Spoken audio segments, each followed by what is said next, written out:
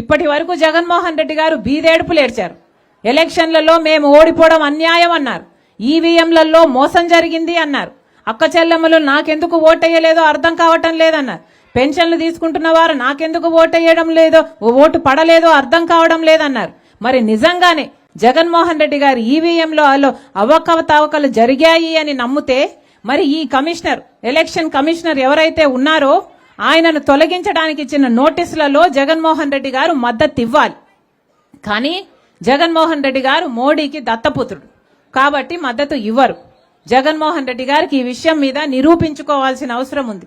నిజంగానే అవకతవకలు జరిగాయి అని మీరు నమ్మితే ఇప్పటికే బీజేపీ ప్రతి వ్యవస్థను తమ గుపెట్లో పెట్టుకుంది. సిబిఐ అయినా సరే, ఆర్బీఐ అయినా సరే, స్టాక్ ఎక్స్చేంజ్ అయినా సరే, ఈడీ అయినా సరే, ఇన్కమ్ ట్యాక్స్ అయినా సరే, ఆఖరికి ఎలక్షన్ కమిషన్ అయినా సరే, అన్నిటినీ తమ గుప్పెట్లో పెట్టుకుంది. కానీ ఒక్క నాయకుడు మాట్లాడటం లేదు.